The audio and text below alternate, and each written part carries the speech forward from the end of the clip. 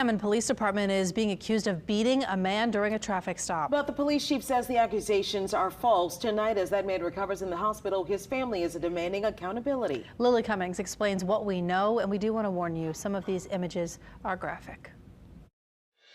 Bobby McCaskey's family says the 63-year-old is in the ICU following multiple surgeries. From the MRI reports, it showed that he had multiple strokes and his C-spine was crushed. The family doesn't know exactly what happened before they found him in the hospital the night of February 10th.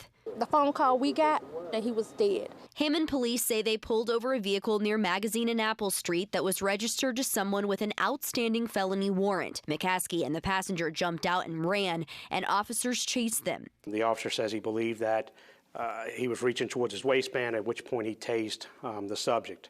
Upon tasing the subject, it was Bobby McCaskey.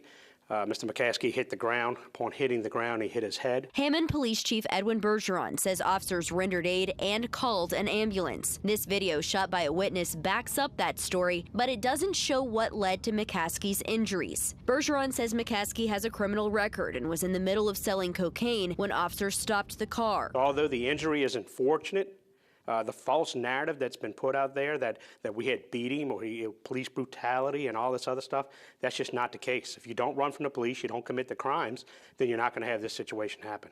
The family says McCaskey's injuries are severe, leaving them skeptical. We were all relying on the body cam, the footage, to tell the story because he can't even talk. We asked the chief when the footage would be released. I'm not a believer in releasing that prior to our investigation because I don't want the investigation to be corrupted. The family says until then, they won't rest. They believe officers used excessive force. Keep posting, keep telling his story, keep giving the diagnosis and his progress from if it take 6 months, a year, 2 years, we up for the challenge. In Hammond, Lily Cummings, WWL, Louisiana. Hammond police say both the criminal and internal affairs investigations are ongoing. Once McCaskey is released from the hospital, the chief says he will be taken to jail.